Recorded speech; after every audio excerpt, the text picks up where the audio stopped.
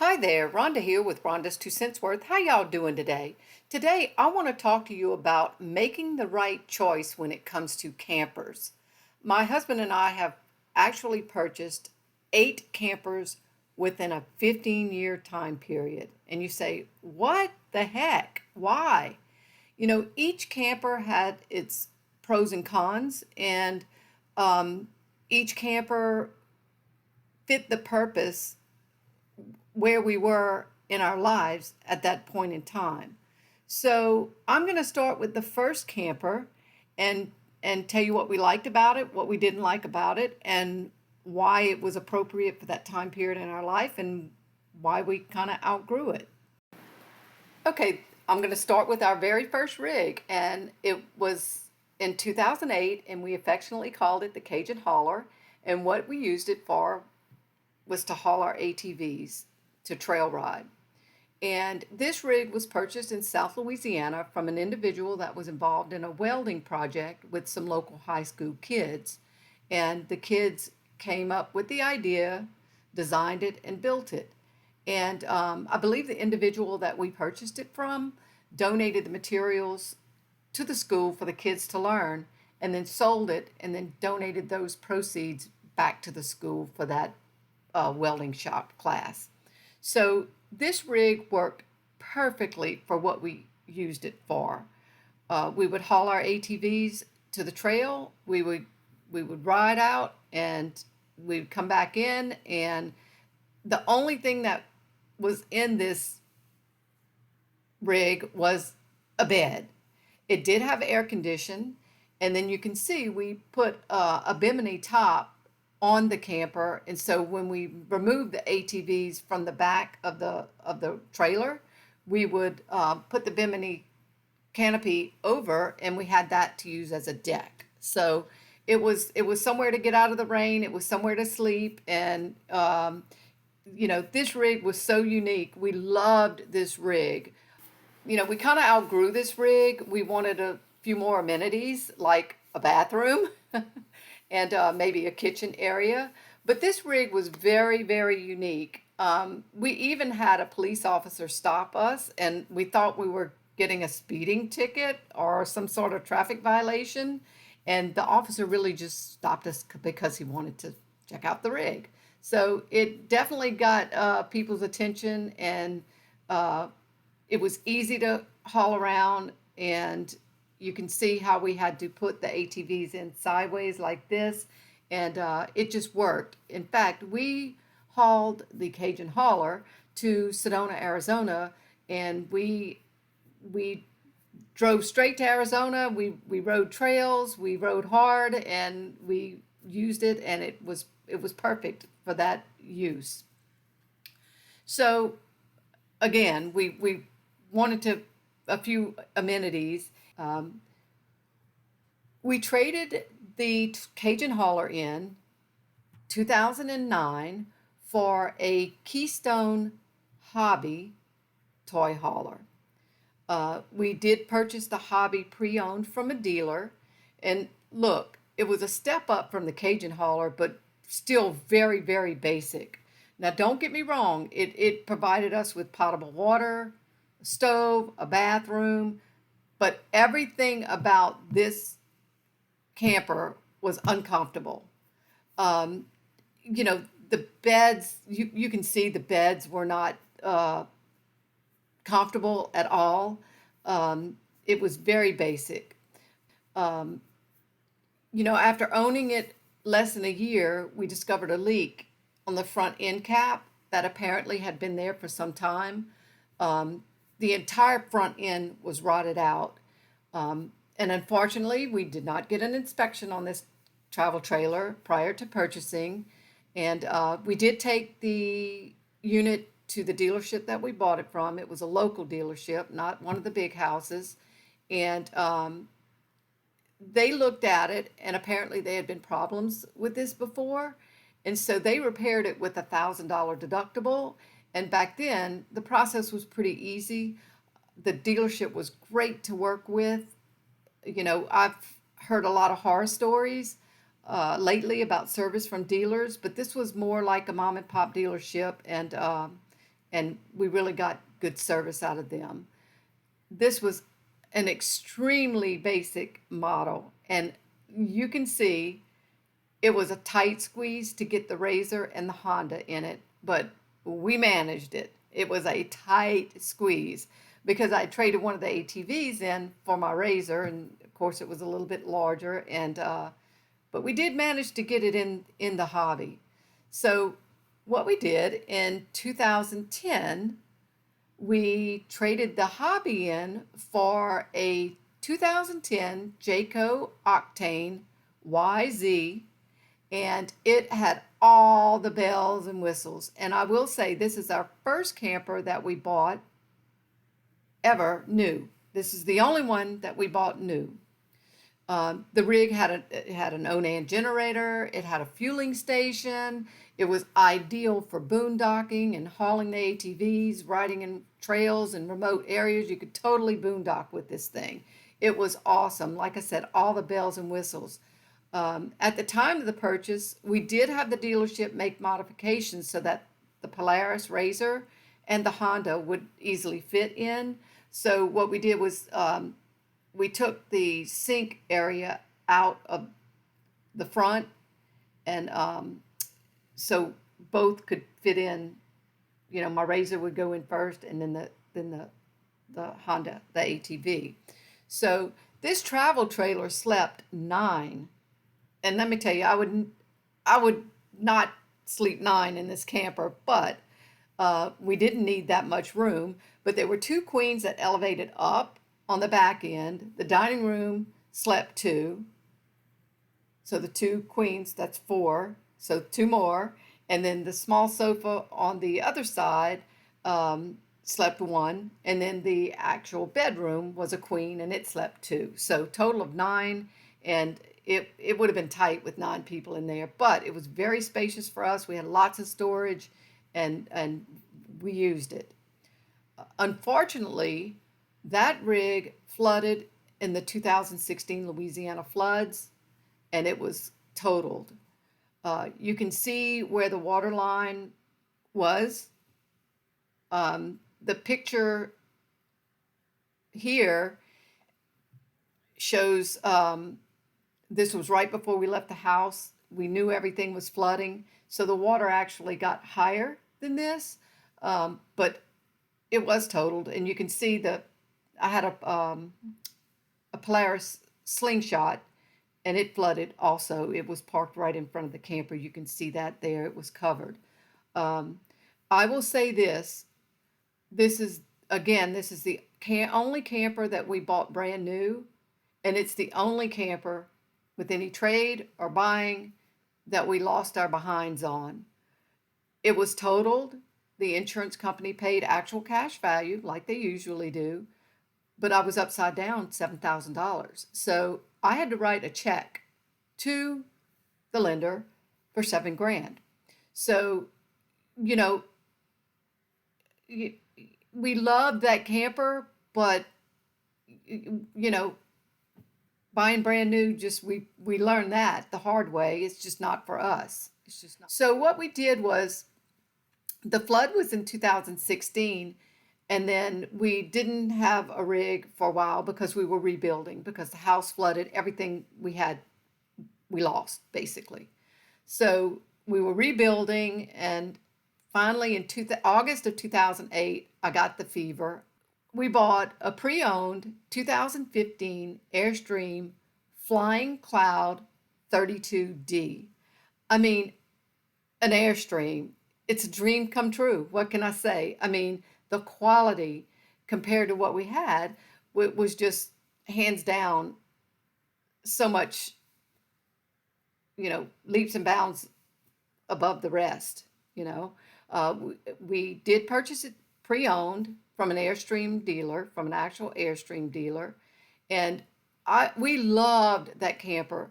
Now, I will say I felt nervous about pulling this camper because it was so wide, and you know, so my husband would have to drive it, and I'm kind of independent, and I wanted to do it myself, but I just didn't feel comfortable with that wide of an Airstream. So or any kind of camper for that matter. The deal breakers on the Airstream, because the quality was there. Two things: lack of storage. There's absolutely no storage, none. And every time we would take the rig out, it seemed like we were loading the back of the truck up with boxes, and all of our gear was in the back of the truck. And it was just, you can't leave all that stuff in the back of your bed of your truck if you're not full timing and load that every time you want to take it out. So that was the first thing, lack of storage.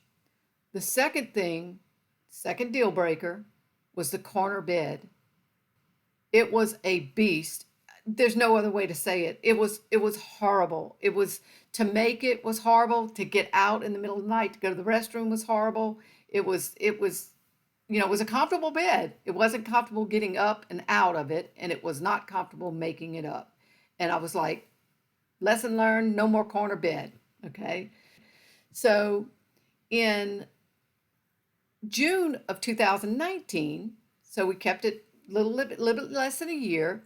We traded that in on a 2014 leisure travel van MB, and the MB is Murphy bed. It was a U24 MB was the model.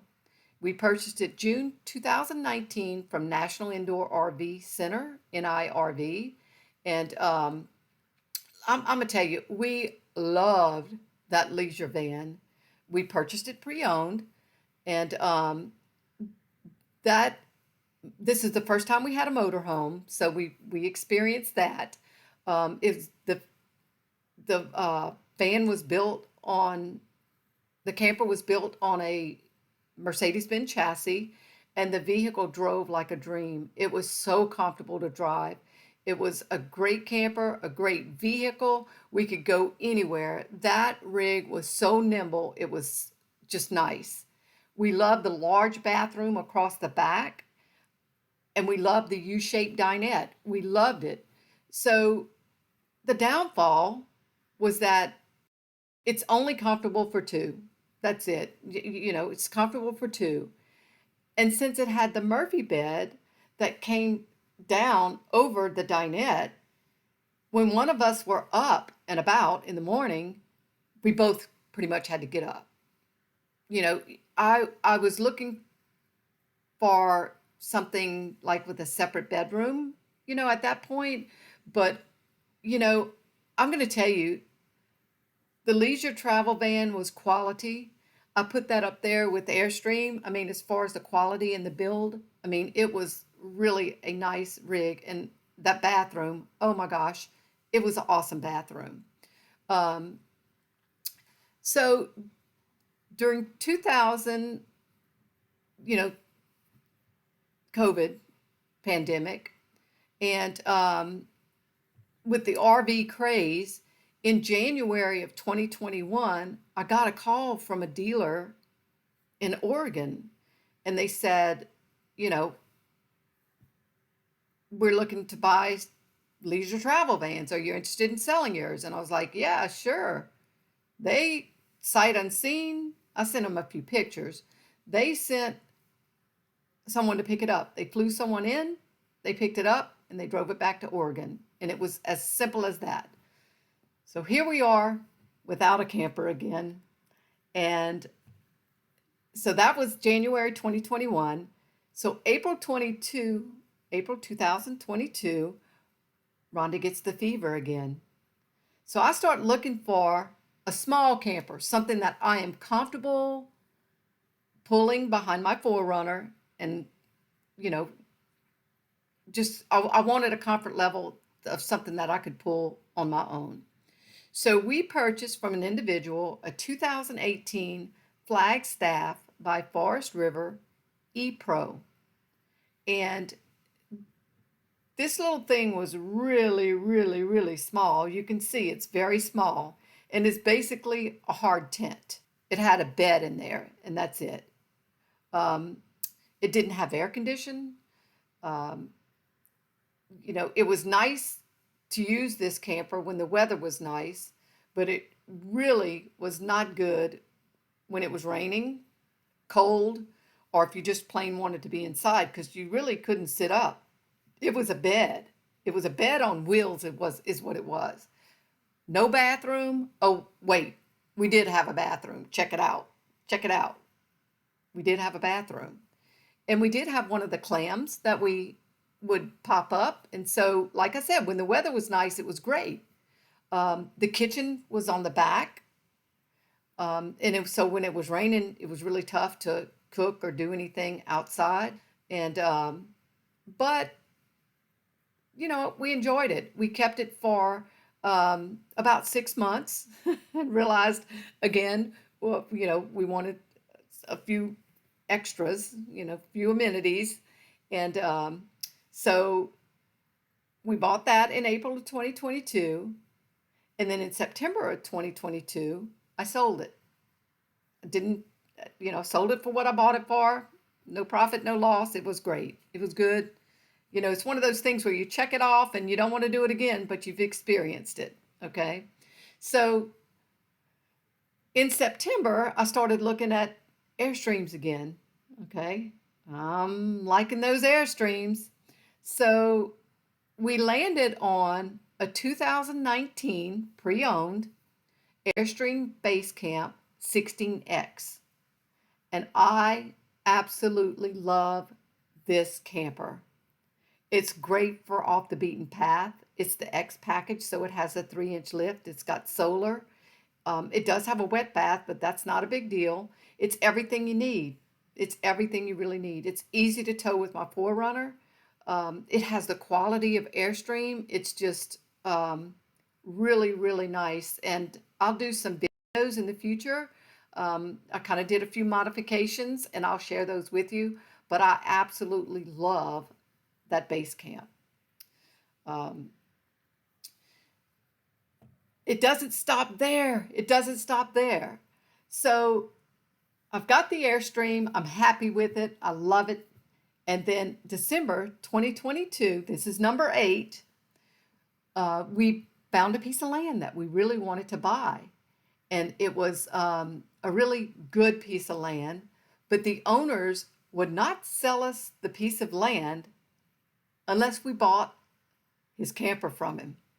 So we made a deal and we bought a camper. And this one was a 2016 Winnebago Mini 2401 RG. And we bought that December of 2022. So we were kind of forced to buy it, but I'm going to tell you, I absolutely love this floor plan. And for a second there, I was like, oh man, can I keep both of them? Because they really have both have different uses, and I would really enjoy both of them. But then I said, no, it's not practical to keep two. I love the rear galley. It was just awesome. The separate bedroom, the slide out had the sofa in it, and with the dinette across from the sofa, and it was just really, really nice, very nice. And the people took very good care of it. So I kept it for about 6 months, okay, because I kept going back to it. And it's like, oh well, I really like it. I really like it. What if I really want something bigger than the base camp? And then I said, you know what, be practical, Rhonda. You can't keep both of them. You're not going to use both of them. So we landed on the Airstream Base Camp, and that's where I'm at. Um, you know, I kind of thought about doing the 20X, the 20-foot base camp, but I like the 16-foot. It's comfortable to tow. It's I can tow it easily with my 4Runner, and I just love it.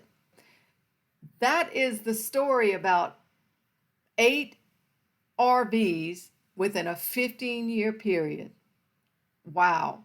And I love RVs. I love camping, and you know, I could spend the whole day going to an RV shop just looking at RVs because I really like them, and I like to kind of think in my mind, what would I do with it and how would I do this, where would I go, that type thing. So where we landed is the base camp, and that's it for now. I'll do a walk around of the base camp in my next video. Until then, have a great rest of your day. Peace.